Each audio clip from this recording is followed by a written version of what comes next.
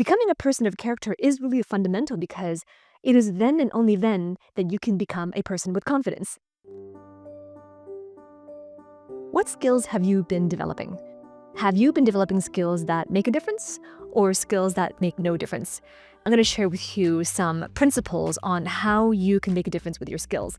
And it starts with one most important principle. One of the overarching principles that I teach in my mentorship is to become a person of character. What does it mean to become a person of character? It means to be more consumed with who you actually are than what others think of you.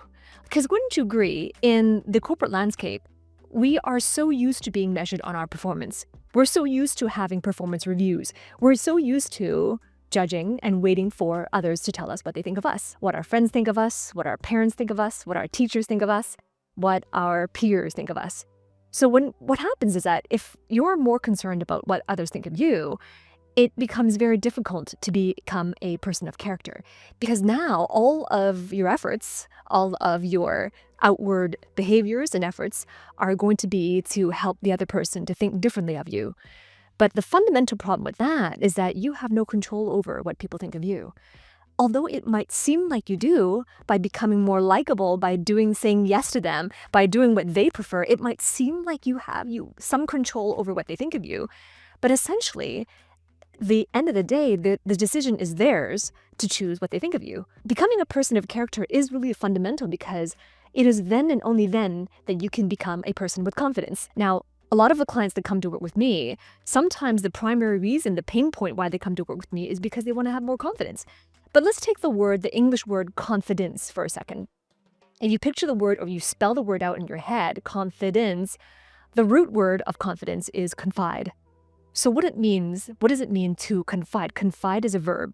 When you confide in someone, it means you share with them your truth, and you're able to share with them your truth, because you can trust what's on the other side.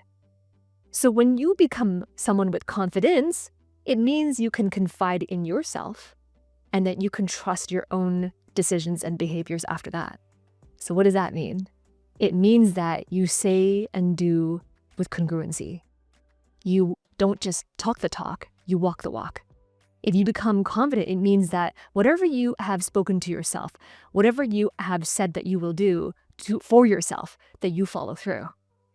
Because if you think about it, you are the only person who's ever heard every single lie that you've said. Let me say that again in case I've said it too fast. You're the only person who's heard every single lie that you've told. And you see, what happens is that over time, when we tell lies, regardless of how we justify them, regardless of how we name them as white lies, it doesn't matter.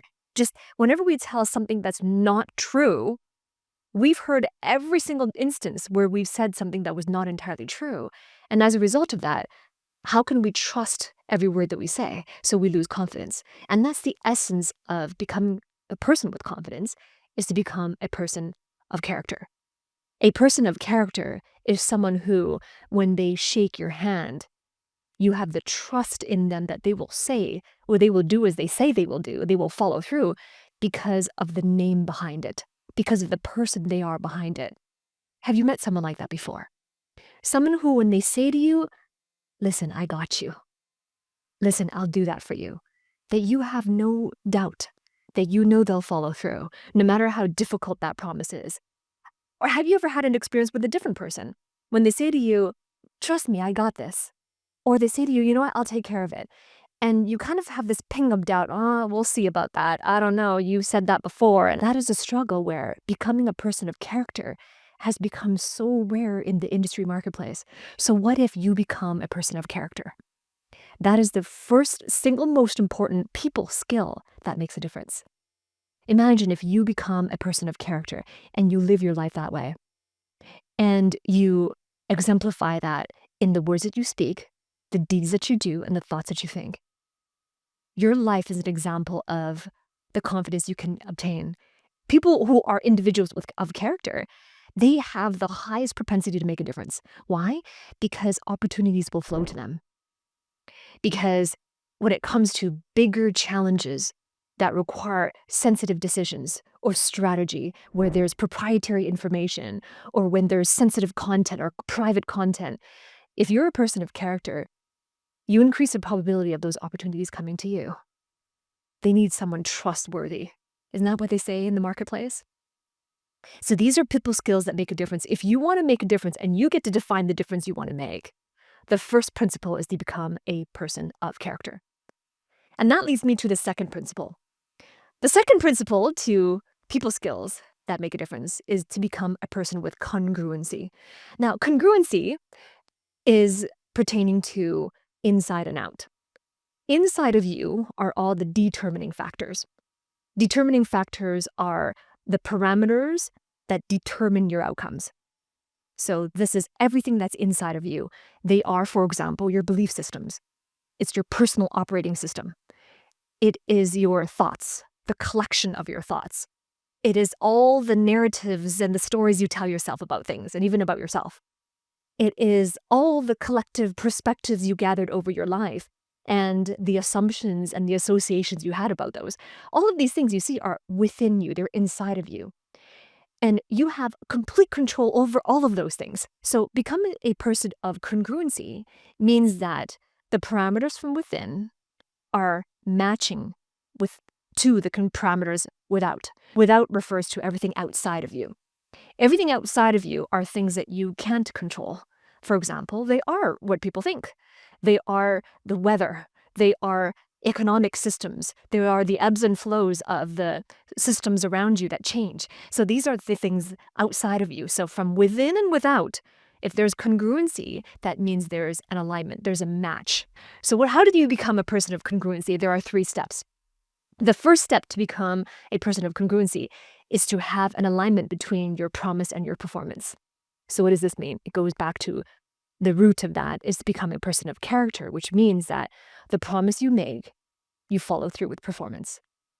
So what have you been promising?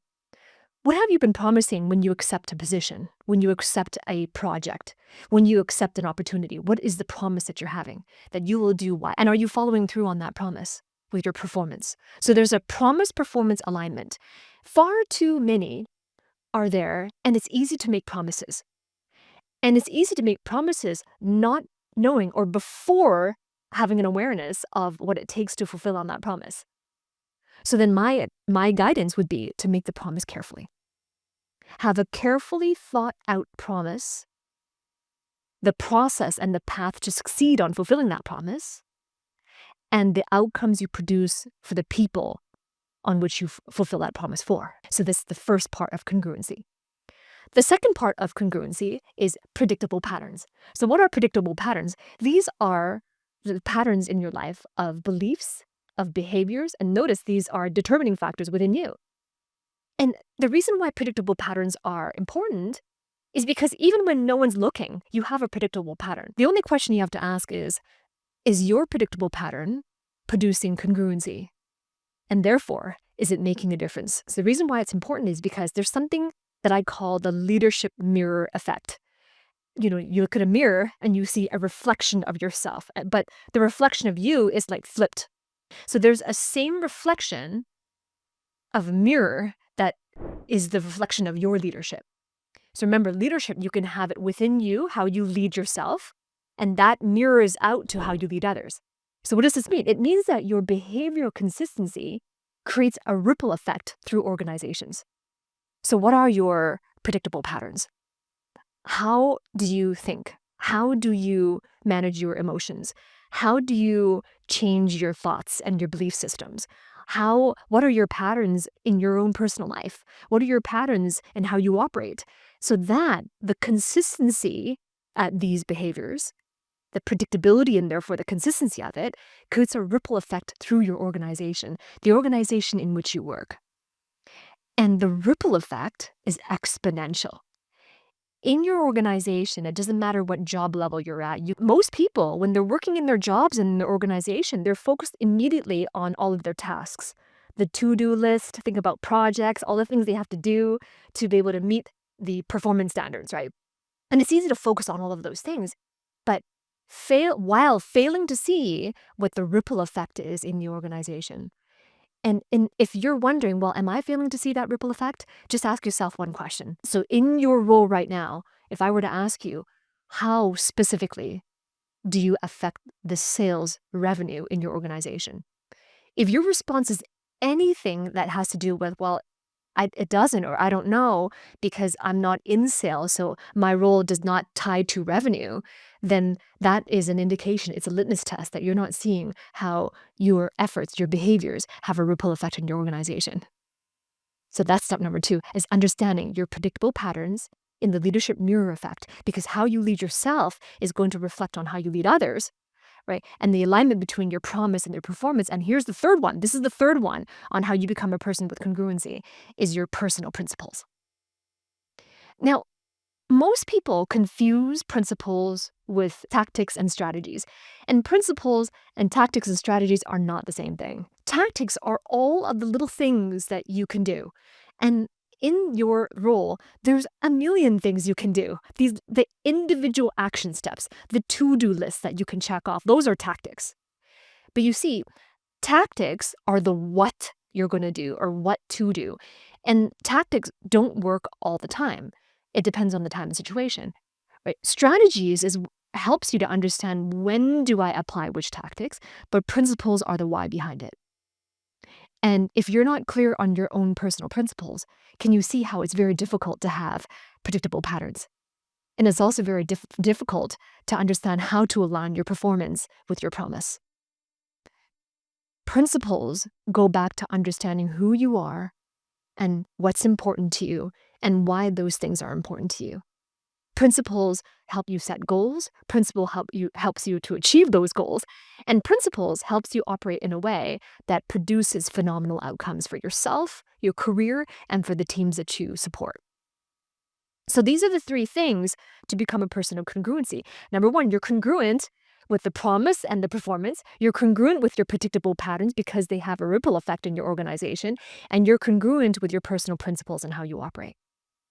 So that's the second pillar in the people skills that make a difference. The next pillar is to become a person who communicates. You notice how I said that word? Communicates. Yeah, I didn't just say communicates, I said communicates. And the reason why I make that differentiation is because someone who communicates, you can say, well, I'm talking, so I'm communicating. But just because you're talking, it doesn't mean you're communicating. So that's why I made that emphatic difference.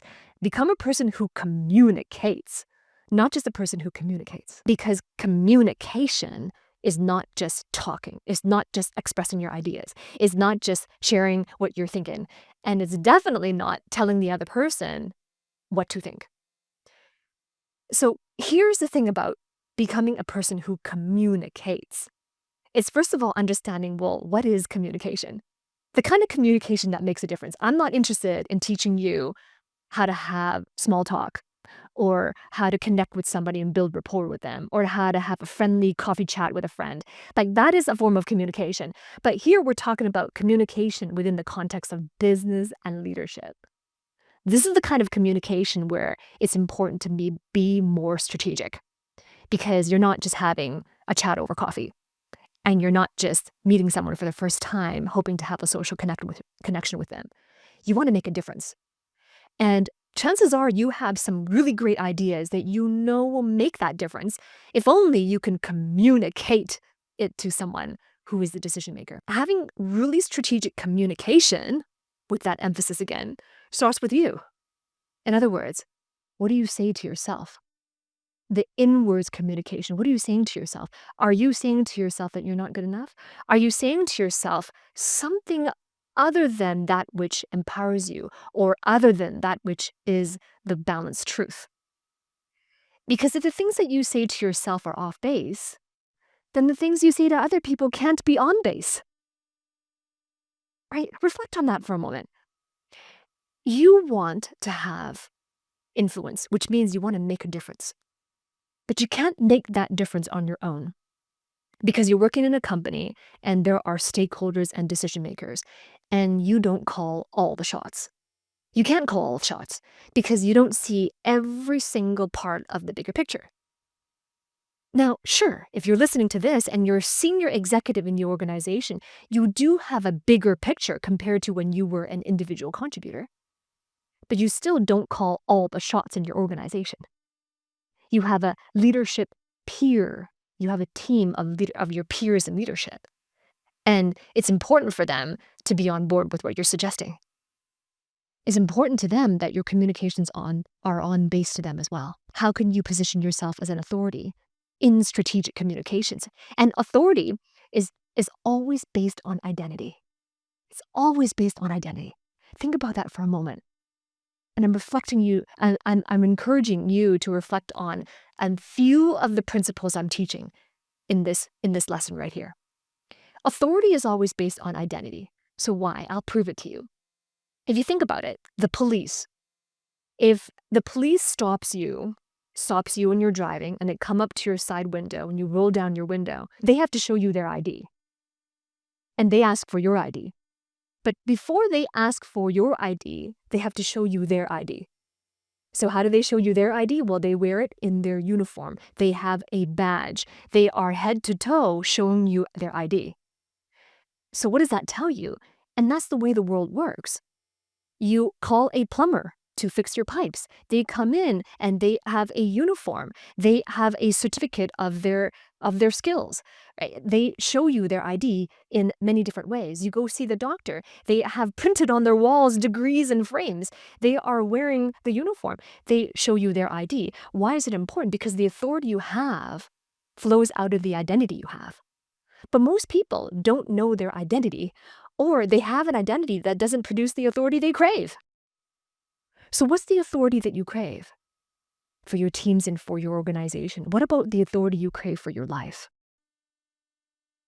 What about the authority you crave for your life purpose and mission? What is the identity you need to have in order to have that flow out of you? The authority you have to flow out of your identity. Now, you see, a lot of people on YouTube, on LinkedIn, on articles, on blogs, most people actually would say that people skills include things like how to be assertive, how to be able to negotiate. They talk about conflict resolution. Now, all of these things sound good, but being assertive, negotiating well, and resolving conflicts, those are automatic outcomes of becoming a person who communicates. They're outcomes. They're not the actual people skills. They're the outcomes of becoming a person who communicates. Becoming a person who communicates is a people skill. It's the people skill. And out of that people skill, you can produce the outcomes for yourself of being assertive, negotiating well, resolving conflicts, to be able to motivate your team members, to be able to bring on the right people, the right butts in the right seats on your bus, to be able to get buy-in as well, and to be able to move people towards an inspirational vision. Those are all outcomes of this people skill on making a difference. And I'm not interested in giving band-aid solutions or regurgitating the things that a lot of people talk about on the internet. I'm interested in getting to the root causes and providing solutions for those root causes, and that they are stemmed from principles that produce outcomes over and over again, proven. So if you are genuinely serious about creating those outcomes, assertiveness, negotiation, conflict resolution, active listening, there's another one that people talk about. Know that all of these things are not people skills. They're automatic outcomes. And might I say, they're expected outcomes that you need to be able to produce to function well in an organization and to be chosen for leadership. But haven't you ever struggled to be more assertive? Have you ever struggled to become good at negotiations? If you're focusing on negotiation and you're focusing on all the tactics of that and tactics of being assertive, that tactics don't always work in every situation, in every time, in every situation. And that's why it's important to be able to have the wisdom to discern which of these are principles and which of these are tactics and strategies. Communication only happens in dialogue, not with an alternating monologue. And one of the biggest mistakes that an obstacle to communication is when two people are in this conversation and one person believes that they're being understood and they also believe that they understand what the other person is saying. And reverse too, the other person you're talking to, they assume that you understand them and they assume that they understand you. And that assumption is one of the biggest obstacles of effective communication.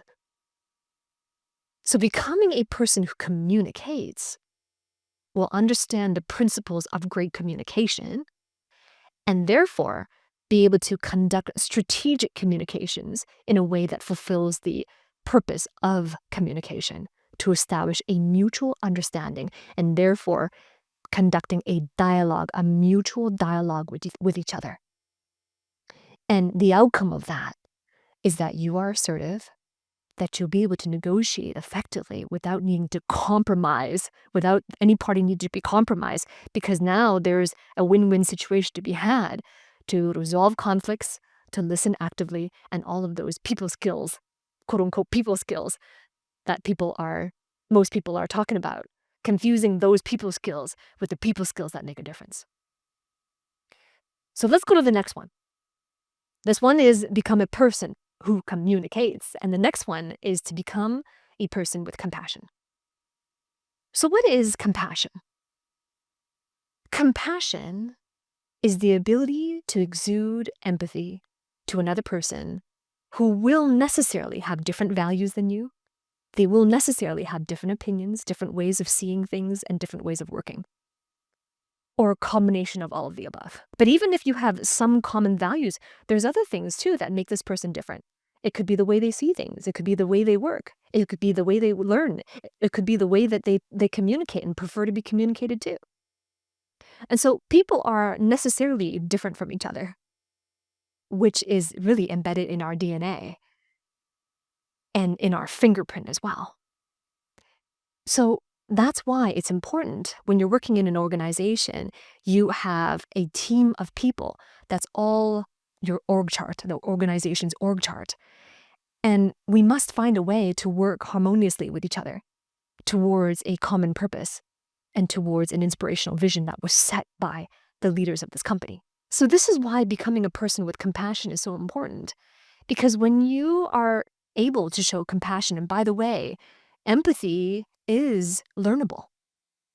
It's definitely not taught in education. I have never encountered a class on empathy all the way throughout my 3 college degrees, all the way through even my PhD. I never not a single time encountered a class that teaches you how to exude empathy. So how do you do it? How do you figure it out? It starts with a very simple behavioral principle, and that is to love the people and use the money, not the other way around. Love the people. Love the people that you serve. Love the people that you work with, and love the people that you report to. And I understand that in an organization, it feels very difficult because, first of all, you can get hung up on the word love, but I'm not talking about romantic love. I'm talking about love in service, which means love means I see that this other individual is very different from me in all these ways. But I can celebrate the differences because I can see how this difference is important too.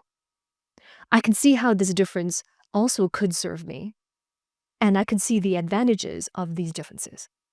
So as a result of that, I don't need to judge this person. I don't need to try to change them, but I can appreciate them for who they are, what's important to them, because I understand them. That is love. And when you love the people and you use the money, it creates empathy. And it helps you to communicate in a way that establishes harmony and peacefulness instead of triggering defensive responses and instead of leading through evaluative judgments that we can show greater empathy. And becoming a person of compassion is the key to be able to facilitate collaboration and to turn conflicts into collaborations. Because first of all, we're seeking for that underlying understanding of what they are trying to say, what they need, and how we can support them. And that really is empathy. The other part of being able to become a person with compassion is to be able to love yourself enough to invest in yourself. I just told you that my entire education, years of education in college, I never once encountered a class or a teacher or a course that talks about empathy and compassion, or that even talks about how to become a person of character, or that even talks about and teaches how to develop these people skills.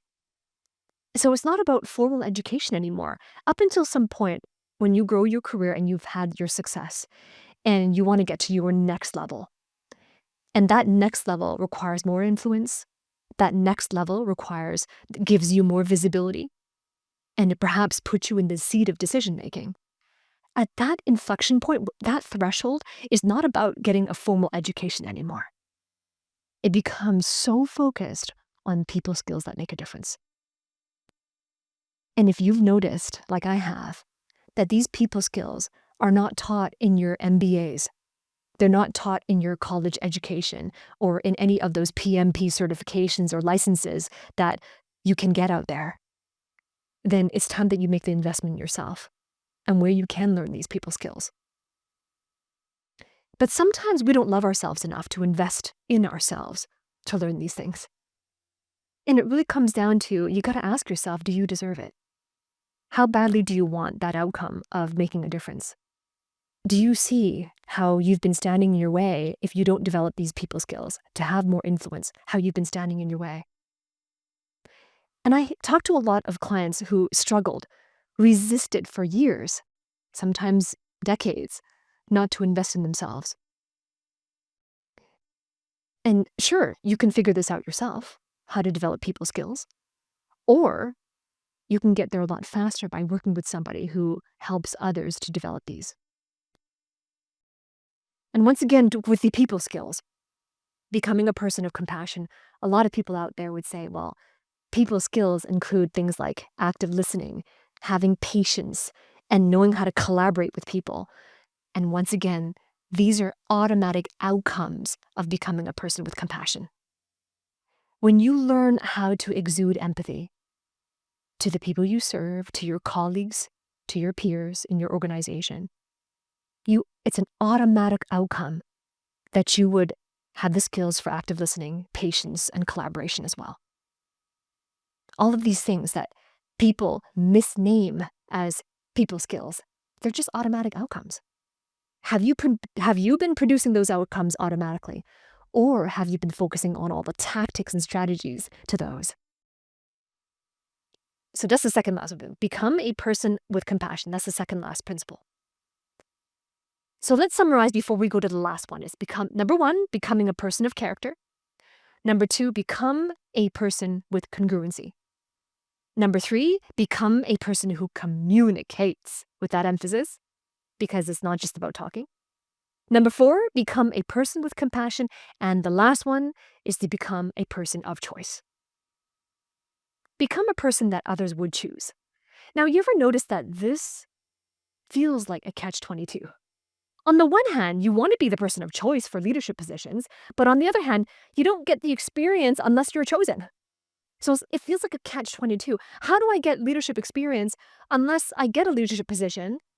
But I can't get a leadership position unless I'm chosen first. So it's like round and round and round we go. So what I do, the first step to that is ask yourself, would you choose you?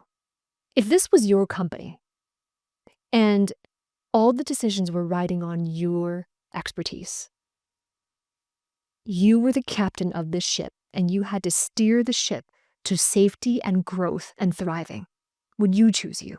So that's the first litmus test. And then the second litmus test, in terms of, are you a person of choice, becoming a person of choice, is to have an assessment on these three things. The first assessment is to have decisive direction in your daily dealings. So what does this mean? Becoming a person of choice is a daily thing.